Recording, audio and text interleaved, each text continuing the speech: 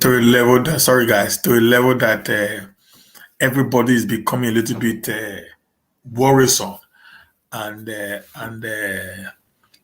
fearful over what is actually playing in that country. And having been home for quite some time, please just come as you come in, please. Just share this video, guys. It's going to be really, really intriguing today. I'm going to deal on that's why I put the title was Governor Samuel Ortom, the brave man. And I'm going to say a lot of things about him today. I'm going to read some of his write-ups, some of his speeches, why his people were being murdered by the Fulani herdsmen. And now, before I go into that, I want to say something very clearly. I want to say something very clearly here that there's a grand plan. I said it before, during my last year videos, that there is a grand plan for the Fulanization. Now, let me say something very clearly here. Most people normally say Islamization of Nigeria. Now, do you know why people say that? Because it's not actually Islamization. It is actually Funalization of the nation called Nigeria, not Islamization. Now, to the Fulanis, Islam is Fulani. To the Fulani, Islam is not a religion. Islam is politics to them. Okay? Whereby, to the other people within the North, Islam is a religion. So the Fulani took advantage of the religional background of the northern people. Okay, and when they were coming with religion, knowing fully well these guys were already religious, fanatics in the religion they were actually practicing before the coming of Usman Dan Fodio. That is why you see today the Fulanis brought Islam to the north, and they also brought the political aspect of the religion called the Caliphate. So they installed their emirs in every nook and cranny of the state in order for them to be able to control both the religion and the political affair of the northern Nigeria. So that is the idea of the Fulanis.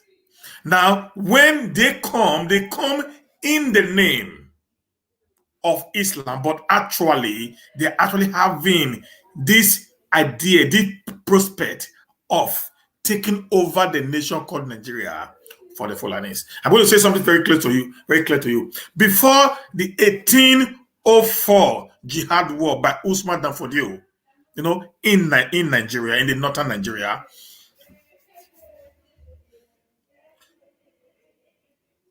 the Hausas, the Kanuris, and other tribes that were actually in the north have their own religion.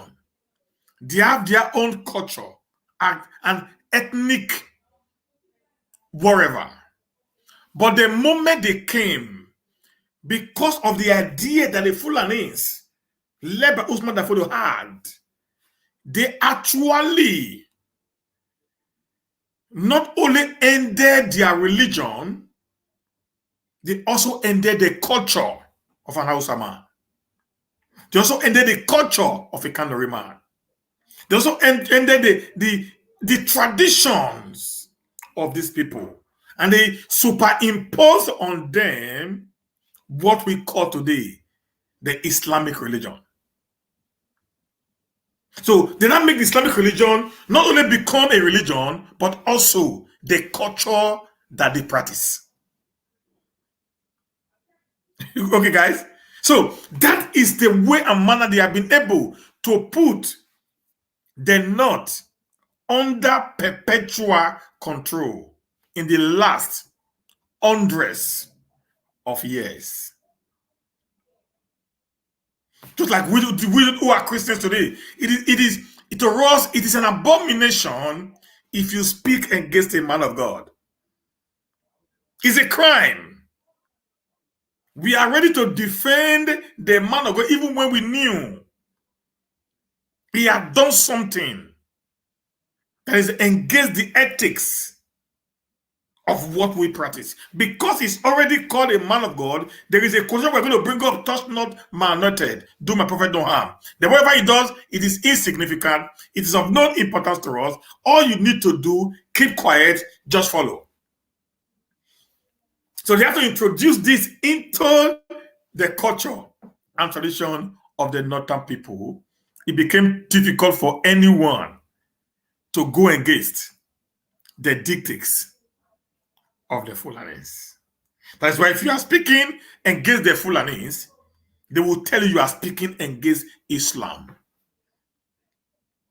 If you are speaking against the atrocities of the headers, the bandits, they will say you are actually against Islam. So they decided to color their grand plan into religion in order to be able to sell and buy other people into what they actually have as a plan. But one guy that have continually stood out to defend the people had always been Governor Ortom of Benue State. I listened to him while he was speaking some few days ago over the incident or the issue that actually took place in his state, and I was amazed at the confidence that he actually had. I was bamboozled, I must say the least. The way and manner he actually spoke, against the backdrop to defend. Sorry, guys. Against the backdrop of what was actually happening in what's it called? In Benue.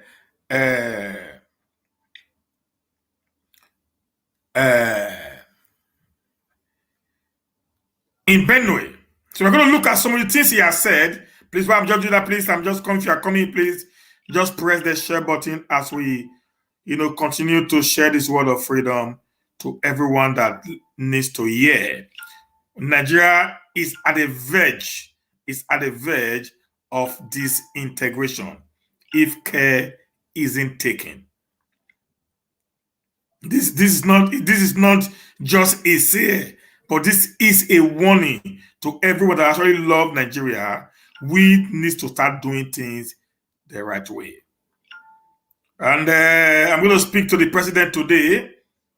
Somebody said I should be careful so I don't get arrested. Now, what does it profit us to live in another man's land, have freedom, but we can't say anything we need to say in our own homes? I think the time has come for us to actually go home, tell it the way they are, whether the people likes it or not. Let the truth be said, so that freedom and prosperity can return to that country called Nigeria. Some few years back, as you all know, here, actually the Chinese people came to Nigeria to work. The Indian people came to Nigeria to work. Many of these people actually came to Nigeria to work. Few years back, they actually came to Nigeria to work. But today, the other way around have become the issue. Why? These are questions we need to start asking. Okay, guys, why are things going the way they are going? And for the president of Nigeria, I read a news this morning by Femi Adesina where you ask us to mind what we say, how we try to color what is happening in Nigeria so that the world will not see our nakedness and all that blah, blah, blah. I want to say, sir, as a leader who will be very nepotic in your appointment, every of appointment will be one-sided. Everything you'll be doing in Nigeria have been one-sided. And that will make everybody want to talk. That will make every reasonable Nigerian want to speak. If you want the Nigeria to become what you expect it to be, we also expect you as a leader to do the needful. For what is good for the girls is also good for the genders. Few days ago, you killed Commandant Ikonso of the IPOB stroke ECN. But I just heard that there was an attack on the military convoy in one of the states in the north. Nobody sent the military there. I just read right now that the Greenfield University students, they were actually adopted. Let me read that. Listen, you guys, you're going to hear this now. It is heartbreaking. It is heartbreaking. It is heartbreaking. It is heartbreaking, guys. It is heartbreaking. It is heartbreaking. Just hear this now. Bandit threatening to kill the 17 adopted student of Kaduna Private University. This story is from Chinese television. Okay?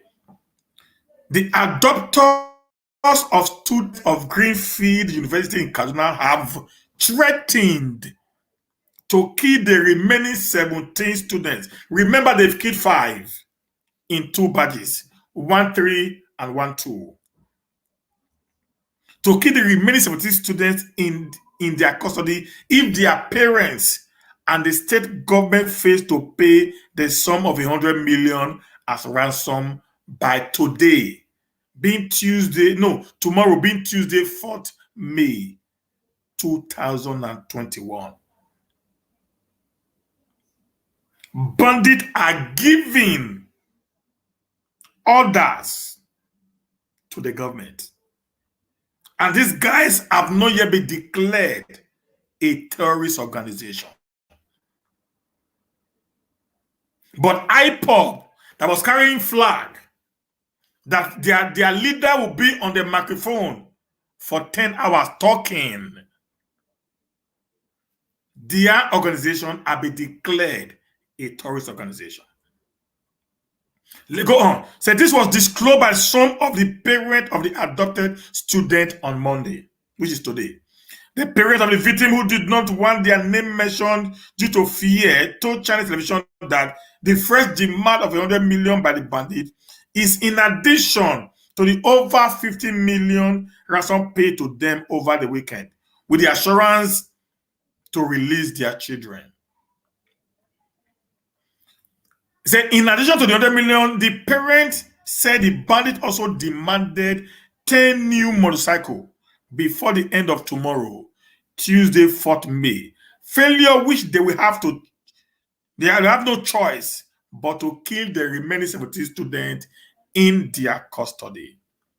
The bandit had on April 20th invaded the Greenfield University located along Abuja-Kaduna Highway and took away 23 students after killing the staff of the school. A week later, the bandit killed 5 of the adopted students in 2 batches. The leader of the criminal gang known, the leader, goodness God, the leader of the criminal gang. It means the gang leader is known. Come on, guys. The leader is known, is a known leader. The leader of the criminal gang known as Sani Jalingo was quoted to have said during an interview, guys, get it right now. The leader of this deadly terrorist organization, the spillover of Boko Haram, they are not bandits. They are actually an arm of Boko Haram that sought for funds for the actualization of the Islamic State being pushed by the Boko Harams and the ISIWA, the ISIS, West African province. The leader of the criminal gang known as Sani Jalingo, the man is known to the military. The man is known to the DSS. Was quoted to have said during an interview in Hausa service of the Voice of America that there are 17 students in his custody presently, including a grandson of the late emir of Zazahu Shehu Idris, identified as Hamza. The gang leader also said the 55 million ransom paid by the families of the students have been used in feeding the victim. End of the news. This is the country today that we will actually find ourselves, guys. Where the head of a terrorist organization will appeared in a radio interview, will sit in a radio interview, and the man will be talking to the nation in a country where we have laws and order, in a country where there is not two different laws for the two different, contraction that makes up Nigeria. The man ought not to have left the place where he was actually being interviewed. Because by the way, if even the interview was not done in the Voice of American outside service studio, okay, wherever that very particular interview was being aired, the wave and the challenge would have been able to take the military men into that place.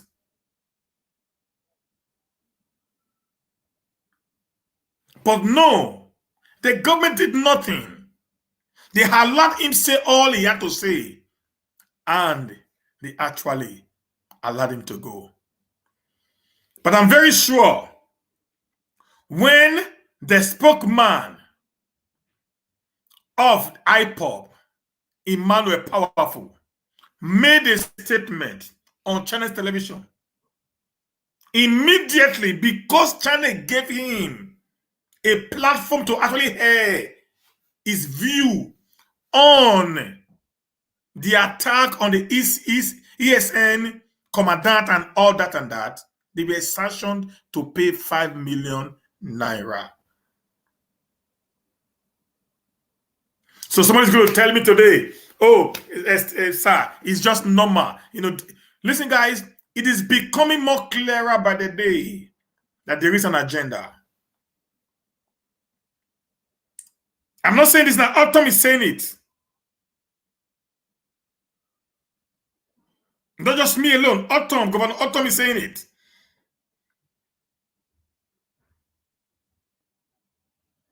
Look at one of the stories from Governor Ortom. Governor is very bold in telling them the truth.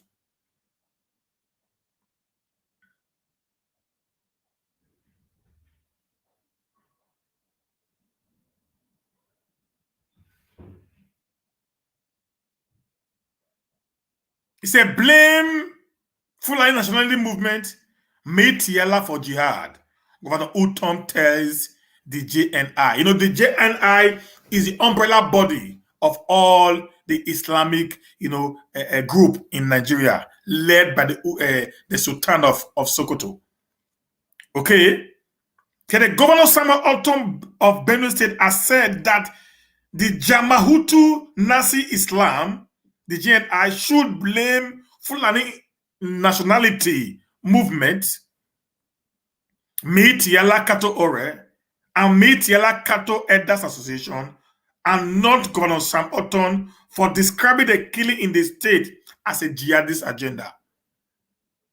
Reacting to a statement created to in the reported comment of Governor Ortom on attack in the state, the Chief Press Secretary TVA Akase, in a statement, warned that JIN was, by its statement, trying to instigate religious hatred against the person of Governor Ortom. In the statement, Secretary General of JIN, Dr. Abubakar Khalid Aliyu, accused Governor Ortom of attributing the Edas Esme attack in the state to a continuation of the late Usman Danfodio jihad. The impression being created by the organization that Governor Ortom attacked the leadership of Nigerian Muslims in his comment is as misleading as it is a deliberate attempt to cast the governor in the bad light before the Muslims in the country. Akase, who said that the Fulani nationality movement had on several occasions declared jihad on Benue State and Nigeria, said it was for that reason that Governor Ortom continued to reiterate his call for the arrest of the leadership of the group to prevent further killings in the state. While quoting some link to authenticate the resolve of the Fulani nationality movement to wage a holy war on Benue State, the CSP stated that the governor's statement only tried to allow security agency to their threat. Now, let me stop there a little bit. Now, the problem we have in Nigeria today, why some of us are beginning to get worried, is this. When an attack is being carried out by a group of people, particularly the Fulani, the headers. Let me take away the name Fulani for a moment. Now, being done by the headers. Now, the moment the headers does an attack on any community, the people who were attacked will say, these people that came to attack us are Fulani headers. They are Fulanis. For they speak that the Fulani language. But the government will come up and hold sway for them and say, no, these guys are not Fulanis. They are criminals. They should be called criminals. Come on, guys. When gunmen attack police facilities in the East, they were quick to say the guys are IPOB members. They were quick to say the guys are ESN. Even when the IPOB member decided to say, we aren't the guys who attacked the government. We aren't the guys who is doing all this atrocity. People are doing it in order to paint us in bad light. But they yet still argue and say, no, it is you that did it. Even when the Fulani elders, under the umbrella of the Metela Kato Ore, decides to say, we actually attacked them because they attacked us first, the government will still be denying for them. I mean, if it was a few days ago, about 3 days ago, if I'm not mistaken, I read on the news when Aksan, the secretary of Metiala, was saying they are going to avenge the death of their members that was killed in the Southeast. Do not forget that the governor of Kaduna State once said that in one of his videos during the 2014-2015 general election, that one thing that the Fulani never forgets is when you do something wrong to a Fulani man, you do something wrong to a Fulani man, it might take him 100 years. They are coming to avenge that very particular thing. How many of you have forgotten that? Maybe many of you have forgotten that video. He actually said that they are ready to come back and avenge that which you have done against them. So when you see them coming to attack, like they went to Ebonyi State and attacked,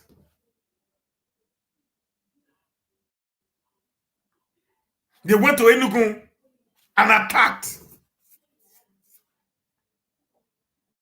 It is because That is their nature. Go check the Democratic Republic of Congo, Central African Republic. Go also go and ask the people in Rwanda. Go ask the people in Guinea, Bissau. They will tell you they do not forgive. So I began to wonder, what was the reason why President Muhammadu Buhari fought to become the president from 2003 till 2015 when he won? The guy has come to tell you guys, I will not hide my true agenda over making my people to be in every top position in the country. The moment you complain about his low one-sided appointment, he will do another one the next day. As you say, okay, this is not good, you will see him repeating the same thing again. This invariably shows that the agenda to Islamize or Fulanize the nation is on the top gear. Let's look at this. During the 2014, 2015, 2018, 2019 general election, there is an Igbo man who was the mouthpiece of the gods. He was a reverend father. His name was Reverend Father Ejike Umbaka. He was one of those who said in one of his sermons, from good luck to bad luck. He was an apostle of General Muhammadu Buhari between 2014 and 2015, and between 2018 and 2019. He massively drummed support for the Buhari administration in these two eras. He gave them his support, and they won elections on these two occasions. After the killings in the East by the military men, Reverend Father Obaka felt that it was not okay for such a thing to have happened. He came on the podium in his ministry, prayer ground, adoration ministry, and said the killings in Nigeria is becoming unbearable. And even the blind are beginning to see that we are not living in a nation where life was nothing. The blind.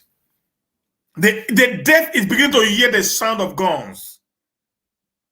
The deaf are beginning to hear the sound of grenades. Anarchy is roaming around the entire nation.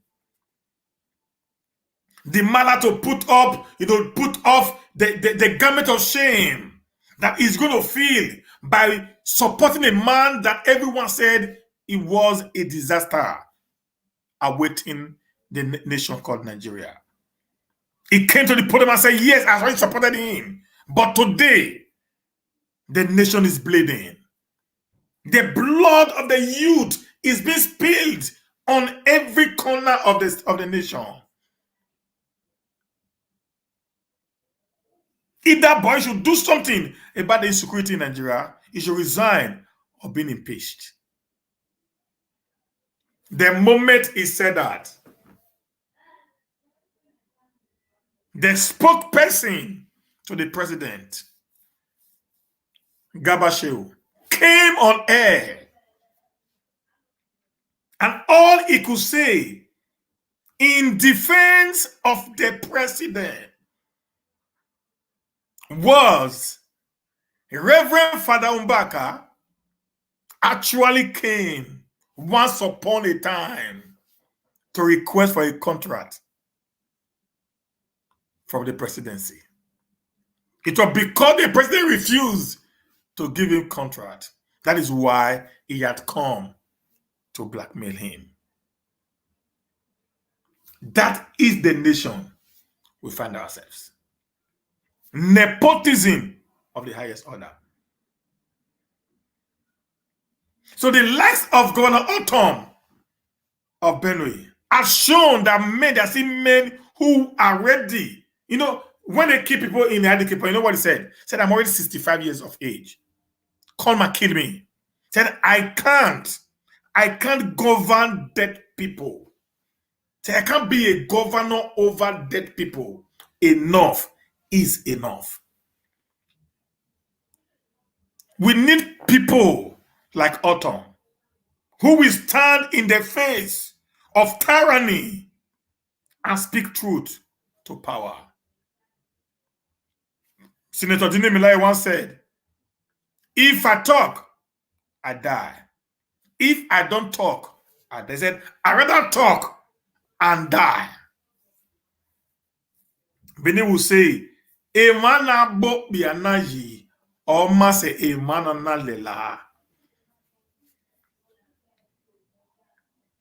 In the face of all that we are seeing today, many of our leaders have decided to keep quiet because Buhari has become a god. Anyone that insults Buhari will be marked for death or destruction, wherever. And many are afraid. Nobody's insulting him.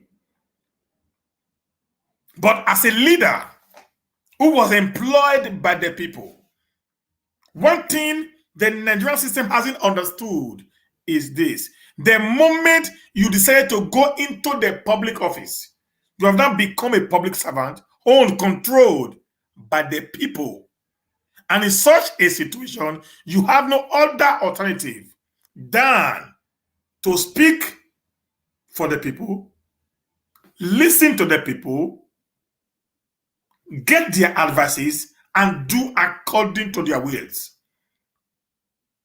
That's why you are being called a public servant. Your life is being taken care of. Your family is being taken care of within that period of time from the tax being paid by the people. Because you're president, nobody talks to you. Because a little bit worrisome.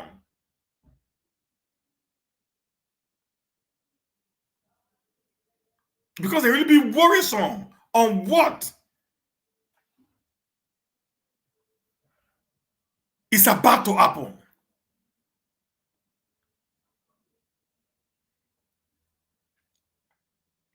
So we're calling some link to authenticate the resolve of the Fulani National Movement to wage a holy war on Benue. The CSP stated that the governor's statement only tried to alert security agencies of their threat.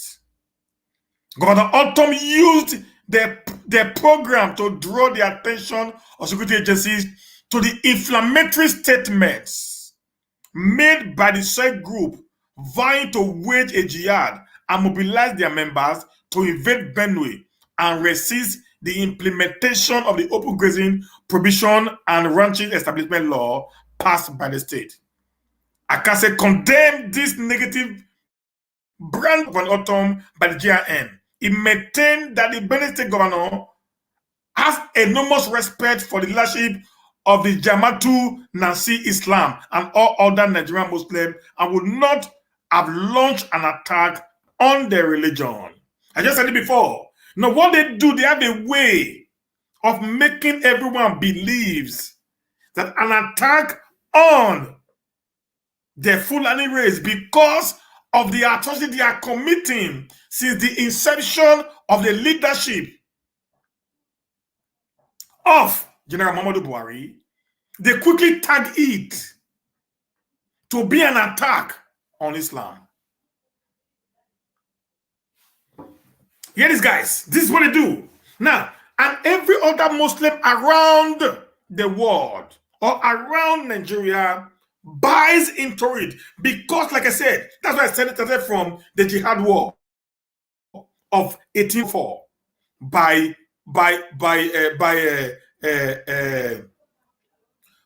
Usman Dafodio. They changed their tradition, they changed their culture, they changed their religion. They didn't give them a new tradition, they didn't give them a new culture, but they gave them a new religion. So they now incorporated the culture and tradition of the outside the Kanuri people into religion. That you cannot separate their culture now from religion.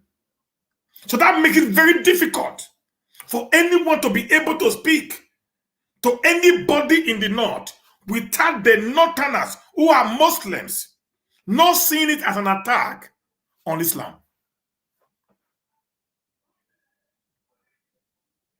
I hope somebody got that logic right now.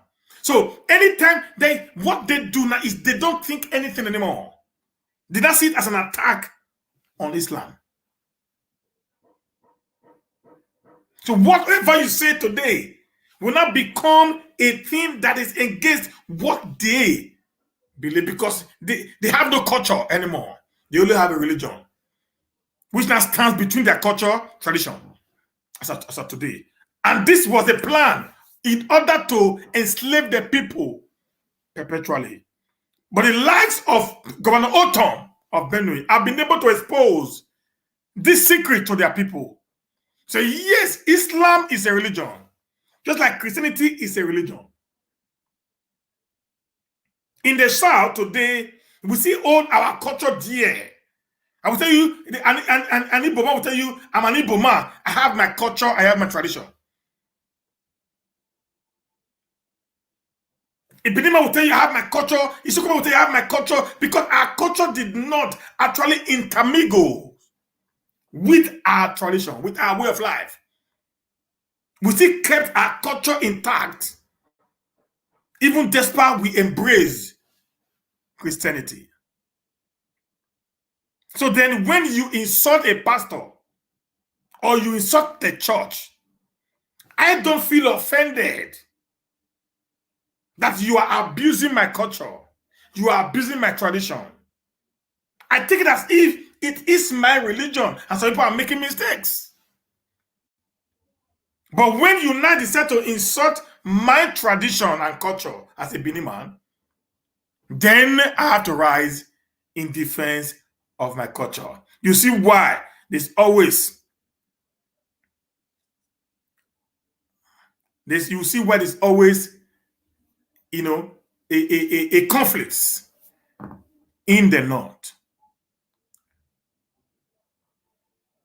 where everybody there believes that this you will say, it becomes a blasphemy, and that will actually lead to your death. We just saw how they drag a boy out during I don't know whether it was during the Ramadan or so. In the presence of his mother, they set him ablaze for blasphemy. Nothing happened to the guys who did that.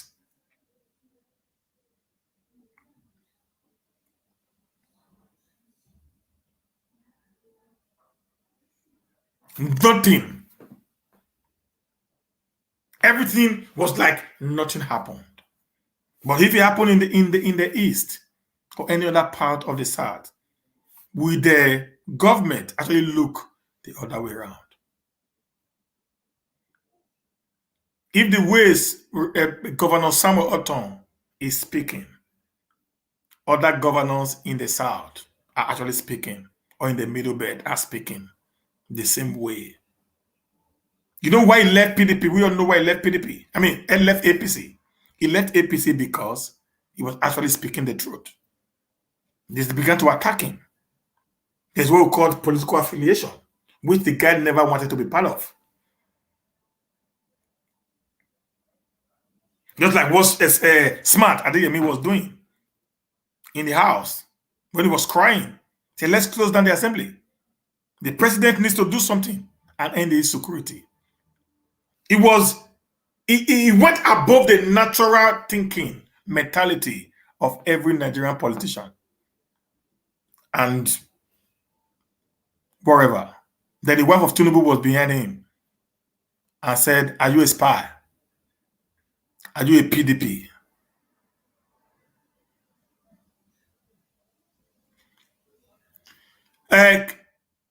Etiosa, they did not really have an agenda to turn everybody to Islam. No, that's the problem now. This is where I'm going now. They have an agenda to take over Nigeria for the Fulanis.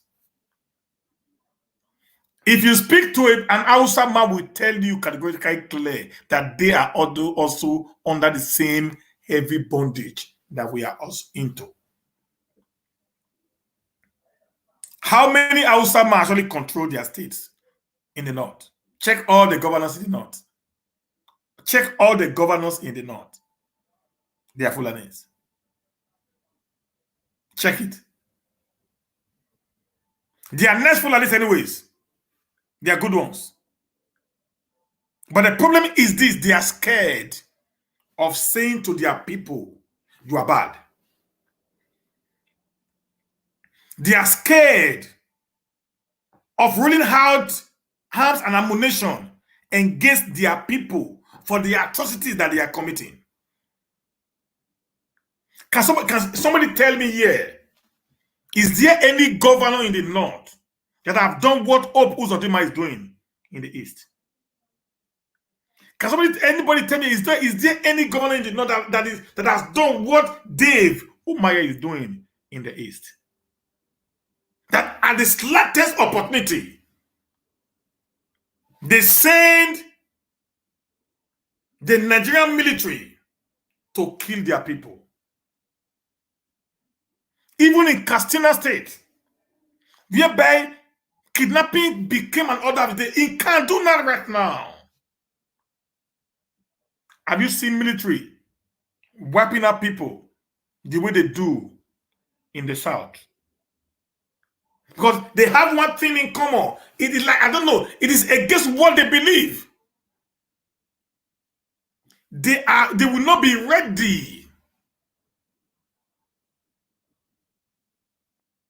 to take their people through that road of killing.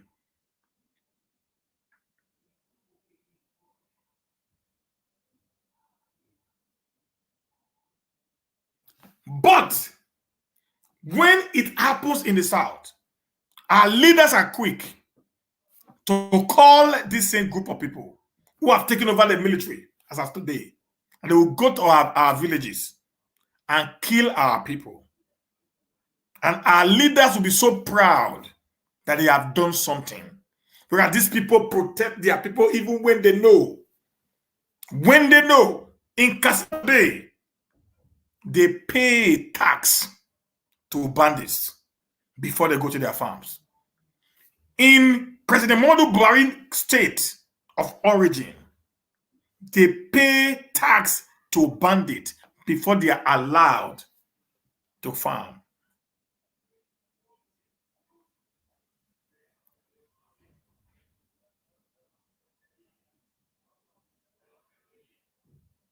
We can't continue keeping quiet, because what you are experiencing today from ESN will become a child play if others decide to put their hand into it.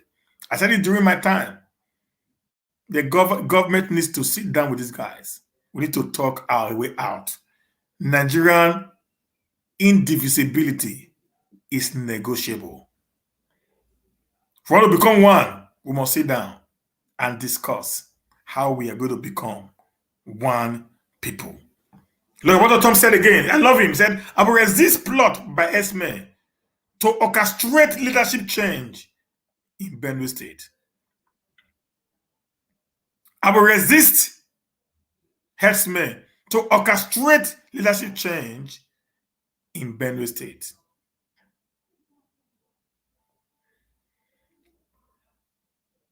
An umbrella body of Benue Youth, the Benue Youth Forum, has raised the alarm over alleged plot by Esme Group to orchestrate leadership change in the state, vying to resist any plot to force such leadership on the people of the state. Now, do you know in Ondo State,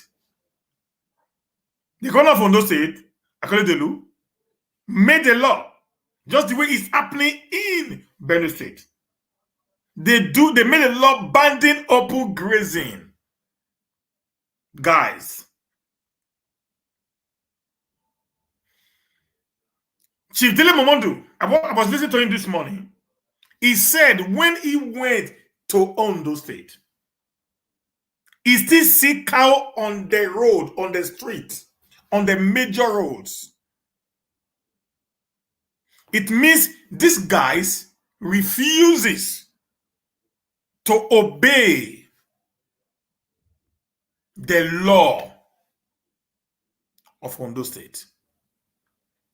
Is anyone here going to tell me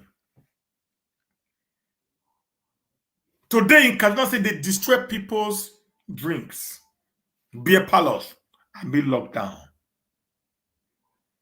Protests are being locked down. Drinks worth billions, millions, hundreds of millions of naira are being destroyed. They went to a school, a university for that matter, goodness sake. They met a boy and a girl in one room. They were arrested by their vigilante or community police. But you can't tell them during Ramadan, another boy was arrested who they met eating outside. But this same group of people cannot be told to obey a certain law in the South, and they will oblige to it. That shows, guys, that some people believe that they are first class in the nation called Nigeria, while others believe, or why they think others are just slaves that are here to serve them. That is why when some governors in the South will make a law, these people will deliberately violate the law. I was listening to the Zamfara State governor one time. He said, no state government owns land.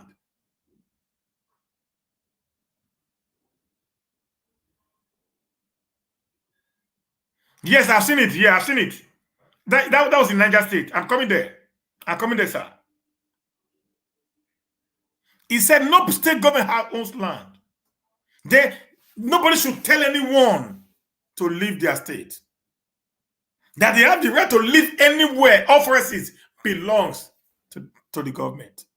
My question is this. Can I walk into any northern state and erect a building? Can I walk into any northern state and start a pig farming without my head not be put on a stick within 24 hours?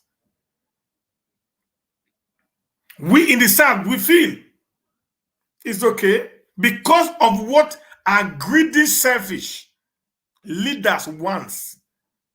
They are ready to sell us for a pot of porridge. They are ready to sell just like what Uzodinma is doing. What like Ahmed Bola Tinubu is doing. What like Femi Adesina they are doing. Dave Umaya they are doing today. And all these babysitting, greedy, selfish, southern political leaders who only thinks of what they are going to benefit, not what the people will benefit.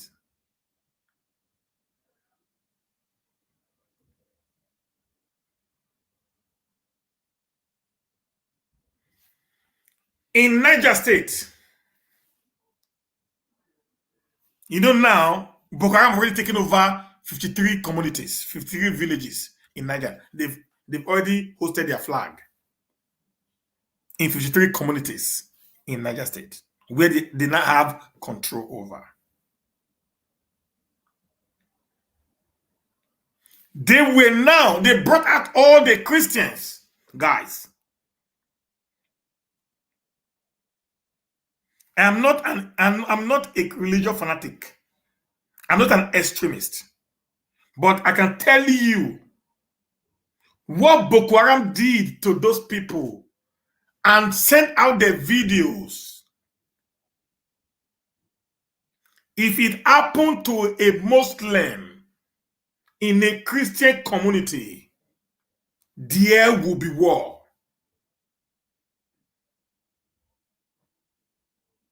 I'm not against Islam, no.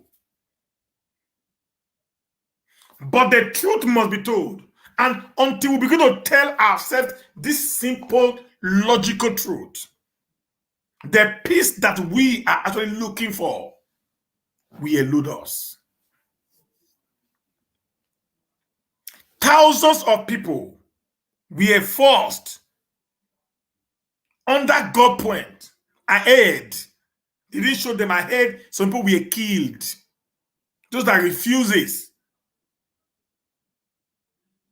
to renounce their faith were murdered right before those large crowd of people. That puts fear in the spines of others, and they begin to accept the recitation be put before them by these the messengers of death called the Boko Harams. And I have not seen any of our religious leaders, particularly the Islamic religious leaders, to come out and openly reject such an action be perpetrated by Boko Haram, all in the name of Islam. But they're going to tell you they are not practicing Islam. Guys, but when a pastor sleeps with another woman, the same group of people are quick to jump on the social media and attack the body of Christ. When a pastor, peradventure, steals money, the same people are quick to jump on every available social media platform and attack the body of Christ. But when it happens on the other side of the device, they will tell you they are not practicing. They're not true Muslims. My question is this: why can't we come out and defend the defendable and also attack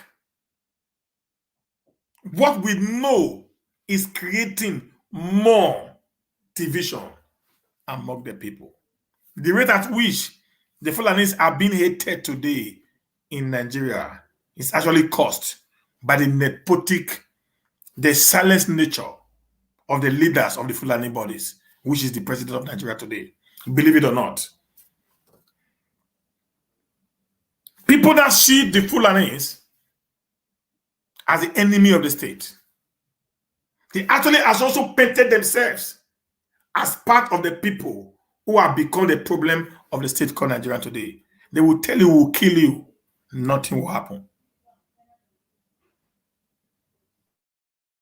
It is worrisome for us, for people like me, and that's why I've decided to come out today to say, all our leaders need to grow up and begin to think and act like Governor Ortom.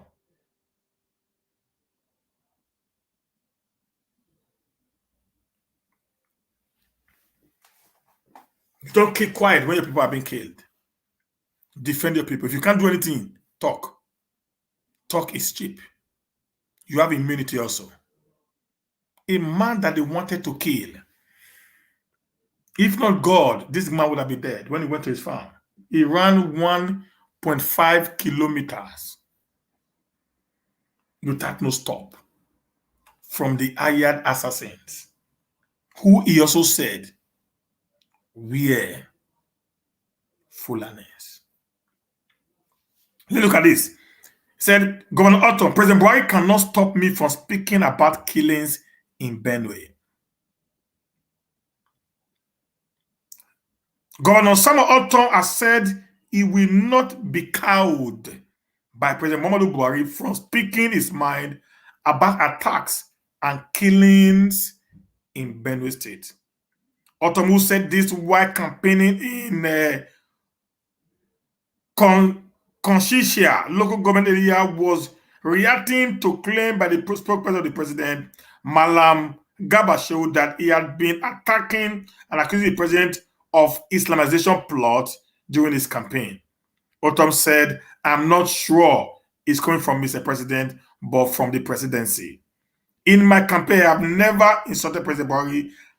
I have never made any hate speech against him at any given point. If I talk to of Yala claiming responsibility for the killings in Benue State, it came from them and it was before the media and everybody knew about it."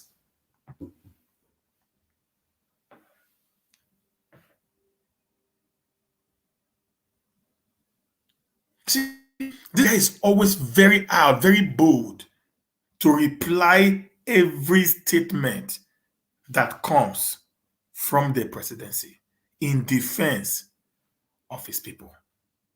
This is what Nigeria needs. Leaders that know when to speak, not those that just believe in what they're going to benefit. If Nigeria is inflamed today, many of you will leave these millions and billions, these mansions and exotic cars and accessories, and run away to Benin Republic. Just like Lai Mohammed said, many of you will become bread bakers in Benin Republic.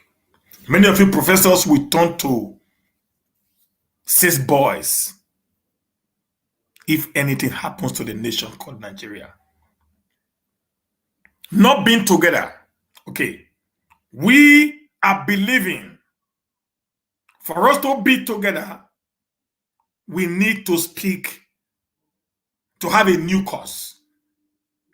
If we can't get that, I don't know the reason why you are saying an Igbo man can never be president. An Igbo man is not trustworthy. An Igbo man is a cheat. An Igbo man is giving Nigeria a bad name. An Igbo man is a criminal. An Igbo man is this. An Igbo man is that. But the moment an Igbo man says, "I want to go, let my people go," you are saying to a man you so much detest that you can't go. That actually breaks my heart. So I want to sit down to actually ask, what is actually the problem? If I want to leave, you said I can't leave. Why? What is the reason why I cannot be able to disintegrate myself from where I am not being respected, from where I am not being accepted as part and parcel of the people? I have listened to so very many devices over the Igbo nation. I love Igbo people. The truth of the matter is this: we all from the south, we are one. I am an Igbo man. I'm a Yoruba man.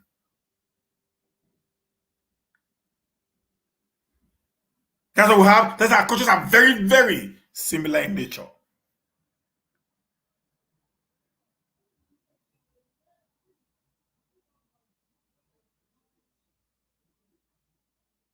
Our leaders should not be selling us out all for what they are going to gain.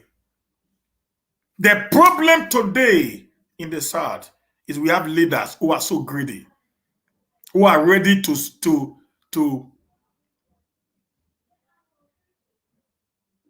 fight for the crumbs. It's a pity that somebody comes to your house, steal your wealth, take it to Abuja, call you to Abuja, ask you to do some atrocities. And at the end of the day, they will give you small money for the money they stole from you to go and kill your people. If you believe the Nigerian state is non negotiable, then you need to ask the people, do you really want to stay together? If yes, what is the parameters of us staying together? This is where the likes of Governor Ortom is coming in, speaking truth to power. I can believe the entire southern Nigeria decide to speak truth to power today. By now, I'm very certain the belief that they have that the agenda is working, that we put to an halt. I don't know, they're not going to succeed anyways. Because the southern Nigeria are very sophisticated people.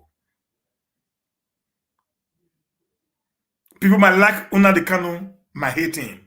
But I want to say, Nnamdi Kanu, Mazi Nnamdi Kanu, the leader of the IPOB family, is one guy that have actually opened the eyes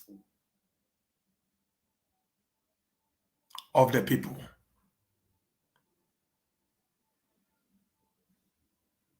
He's one guy that's actually opened the eyes of his people.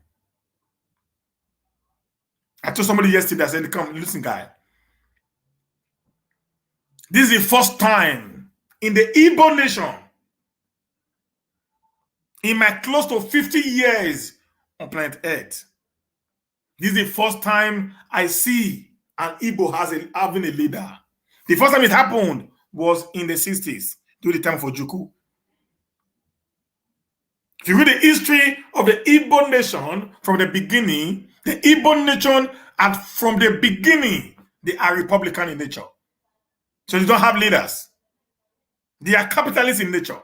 That is why in every clan, there is a king.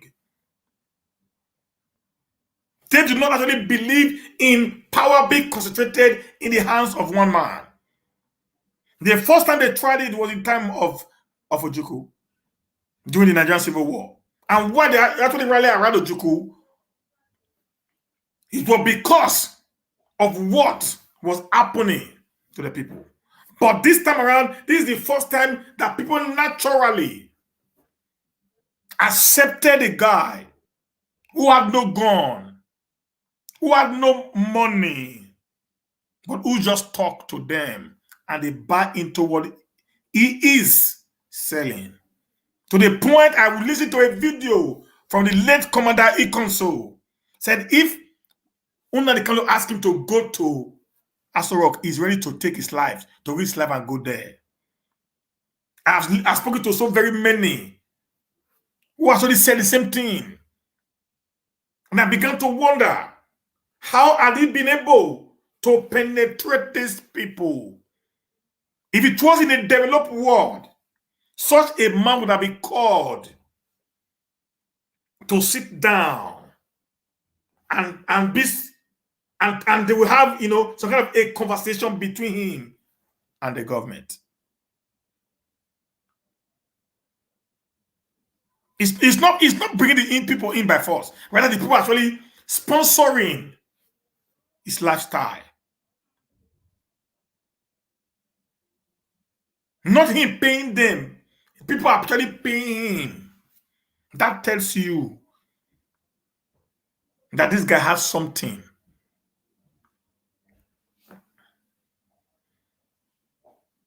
This guy has something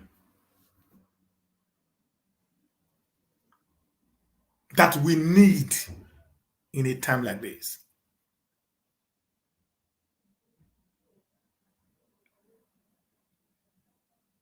So instead of the certain, leaders or the youth, let me use the word the youth right now, fighting themselves, why not all of us have one common ground where we all are heading towards?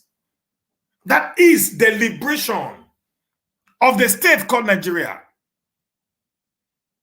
from the shackles of these people who wants to turn us into slaves in our own land. They rape our women, rape our wives, rape our daughters, kill our men. maim and aim them, turn us into refugees in our own communities. And yet some people will be insulting one who is trying to defend his people, just like Governor Ortom. Dele want to say something this morning that actually struck my mind. I'm going to say it again, I'm going to repeat it.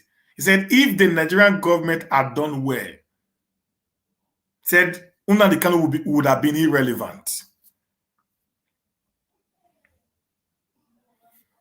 I'm going to repeat this again. He said, if the Nigerian government actually done well, Nnamdi Kanu and the ESN would have been irrelevant. But because they failed,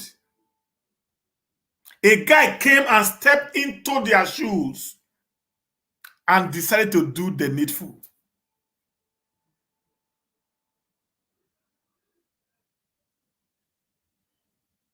And today, he has become an household name as far as the Igbo nation is concerned all over the world. We need the likes of Samuel Ortom, a political leader who stands for his people. We need the likes of Nnamdi Kanu. Be like it or not, a man who believes his people cannot continually be under oppression. We need men who will defend the cause of their tradition and culture, not men that are ready to sell off immediately. 50 naira is being paid into the account. Let's continually hold hands together and defend the common destiny of the southern Nigeria. Politics aside,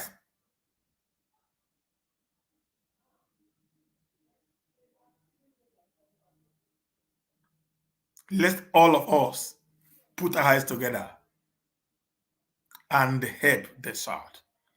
Before I go, I want to say this. I said this yesterday. Please, guys, if the East wants to go, a government actually believes that they are enjoying, according to the government, they are enjoying the dividends of democracy. You should give the people a referendum. Let there be a referendum in Nigeria. Do we really want to stay together again? That is not secession.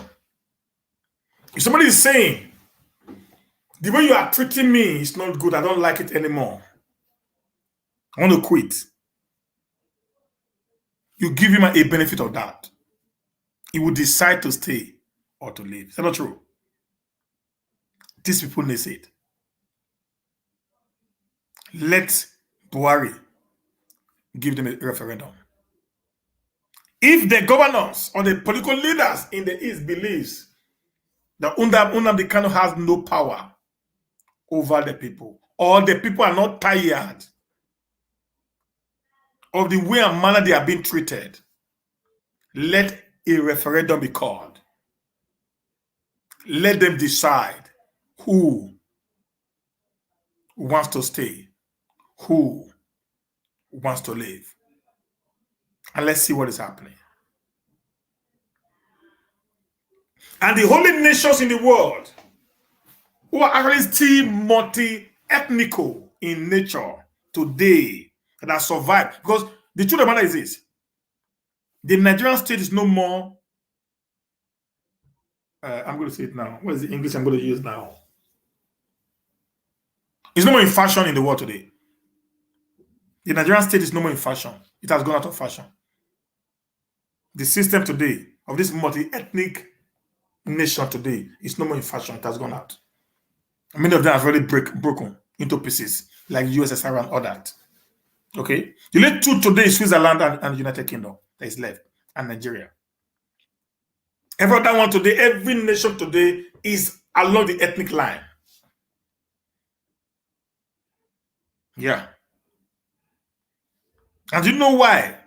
They actually existing today there's because there's no war. Because there's a mutual understanding. Even as you speak today, some part of the Britain wants to leave Britain, United Kingdom. Some part of the United Kingdom want to leave. And they didn't force them to stay. They gave them an opportunity for a referendum.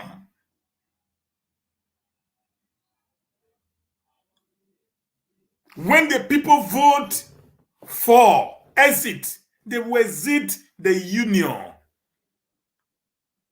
This is how a normal society needs to work. You don't kill the people when they say, Oga, you are oppressing me. I'm tired of your oppression. Give me my freedom. I'm not a slave. I'm a son of the house. Allow me to go my way. And you, who had the opportunity of being the head of the family, will say, over my dead body will you live. But yet, you do not treat these people the exact way they need to be treated. That's our worries. Want to keep us together, but yet you treat us like slaves in a land that we co-own. I don't know how people think about this.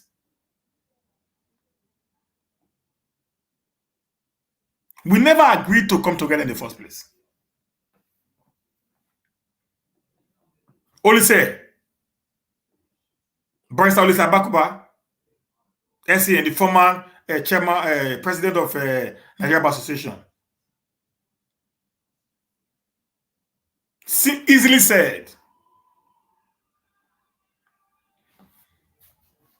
that when you want to marry, and I love you, I'm going to say this now. It was very interesting when I listened to it yesterday.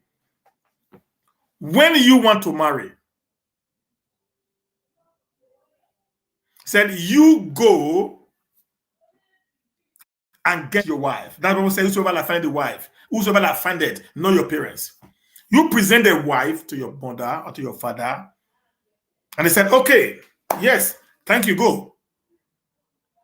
But if your father decides to give you a wife, and when the brother said, this is your wife, we've already married her, this is your marriage certificate, and they forcefully asked you to marry this lady, it says something that I love.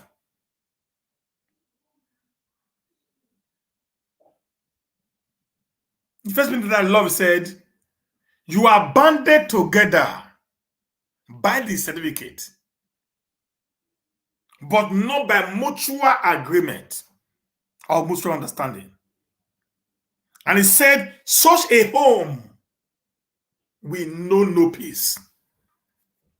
And I expected the dignitaries that were in that very particular seminar or symposium to have sat down and read adequate meanings to what was said by this learned gentleman. Nigeria was forcefully married together.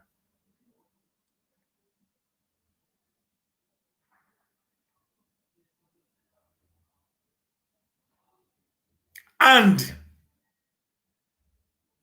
there was no agreement of whatsoever by the people who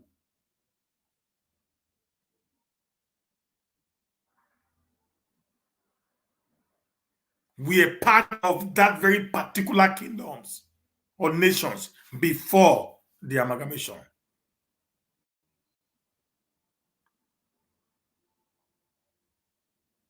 So the truth of the matter is we must understand this right now. If I want to go from a house, I have the liberty to walk out if I feel I'm being treated wrong.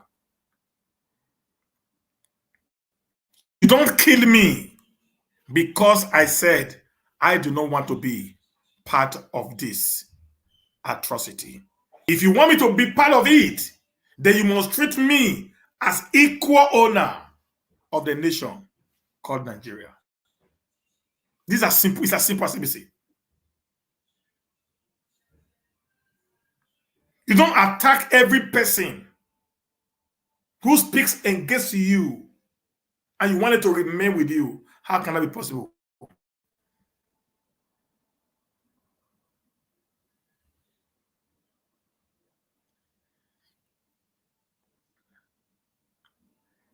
Nigeria has expired since 2014.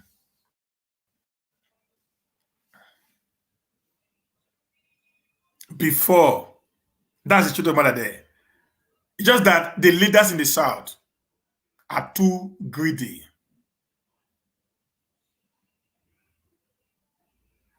Are too greedy to actually understand that they need to sit on in another round table. Today, like I said, I'm an old guy. I'm a bit young, at least I'm getting old. I've never seen, since I came, I've never actually met a government, even during the military era, the way even the governors worship Buhari. I've never seen it before. During Jonathan time, nobody even go to Asoro to go and see Jonathan. Nobody does.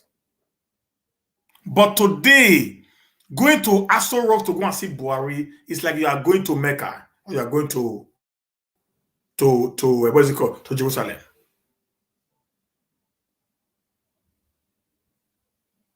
But this is a man that was actually elected. They've made him a god.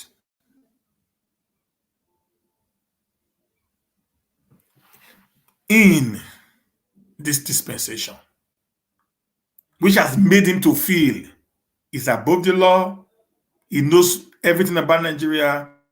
And even when they know the man is a collateral failure.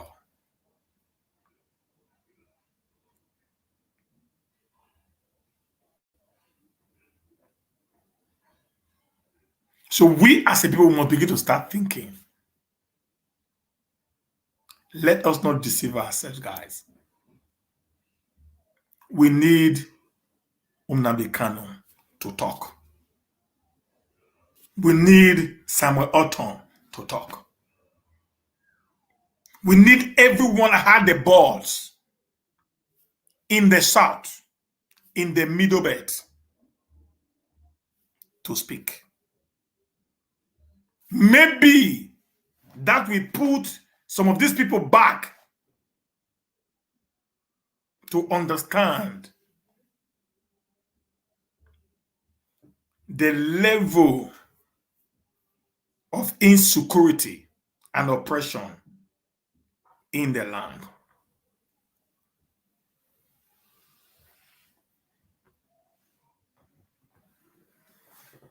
Okay, guys. Yes, I know. They are not even part of us. They see Nigeria as their own estate, their own nation that they need to conquer and take over. That is why we as a people, we must unite together. The unity of the South is one thing that will take us to where we ought or we need to be. If we must win this fight, we must unite as a people.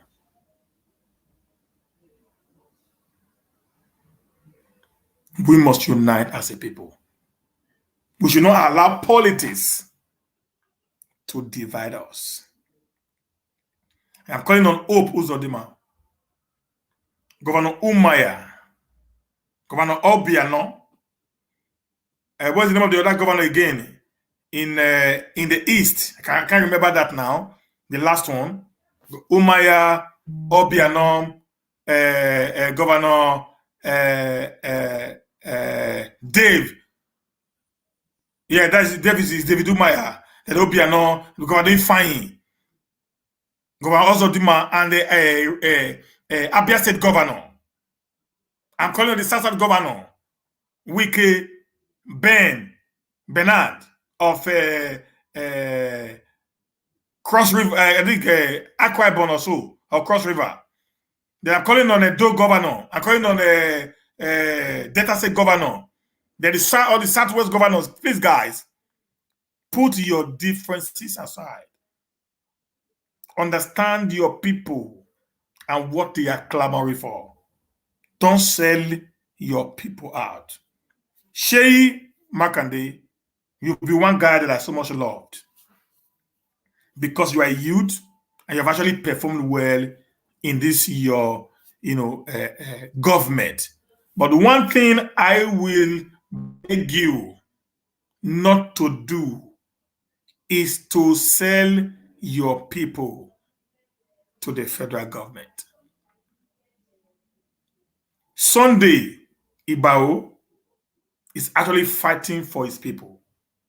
It will be nice we listen to him. Nnamdi Kanu is fighting for his people. It will be nice we listen to him. If you watch Shatima Yerima, the youth leader of the RY Youth Consecutive Forum, says a lot of things that nobody questions him.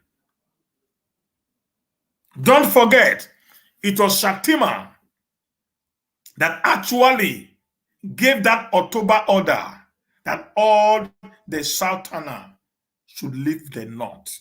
Nobody arrested him. Nobody even questioned him.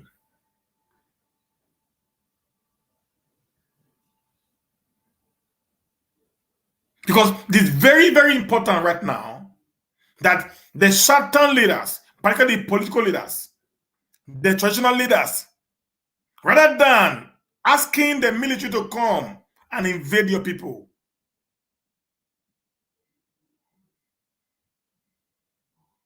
and killing your people, it would be nice for you, just what they do in the North, call these men together, ask them why they are doing what they are doing. I mean, there are things they are saying today that you cannot see. You have been, around, but there are things we have seen today that you guys are already blindfolded because of the weight you have amassed all over the nation in the last few 60-something years of Nigerian existence. So that weight has already blinded you. You cannot see beyond your nose anymore. You scared of you losing all the billions and millions investment you put around the Nigerians. We understood that. We are not questioning that. But that will also stop the fact that you can also speak to the people to understand their plights. With that, you can be able to speak to the people you feel are within you. It is very important.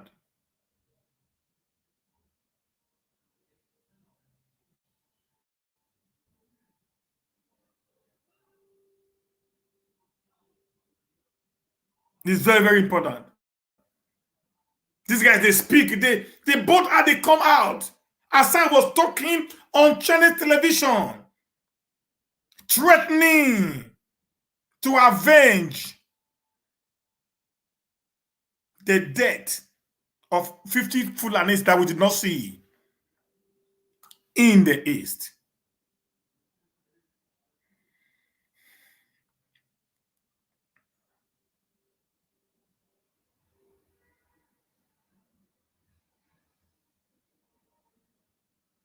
But when it comes to the west, to the south, to the east, we join them to kill our people, all because we want to be in the good book of those people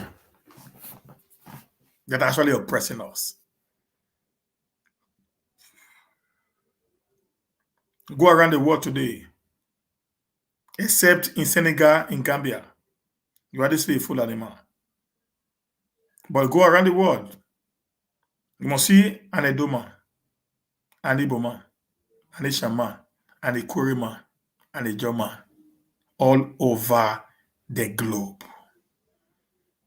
We are industrious. We are very adventurous.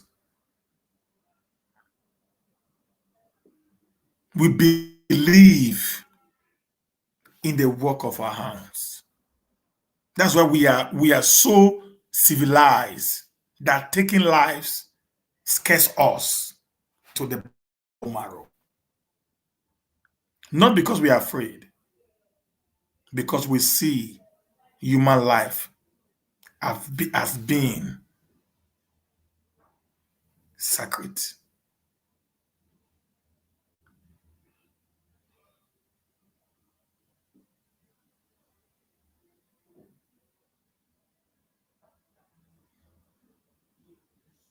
The South is losing it, believe it or not. The North is already engulfed in flame. There is no part of the North today that is safe. From the middle belt down to the east or to the west. The only part of the nation today whereby you can have relative calmness is in the South. Where Boko Haram is now taking over is 2 hours by drive to Abuja. So anything is possible. Guys, let's wake up. Let's defend our land. Let's defend our people. God bless the southern Nigeria. God bless the great South. I believe strongly that in unity we will defend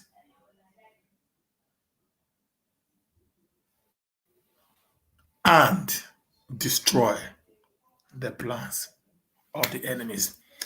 Thank you, guys. I just came back from Africa. Came back from Africa, and I'm just doing the best I can do. Just to tell us what is happening and many many things. Tomorrow again, I'm going to be out here at the same time.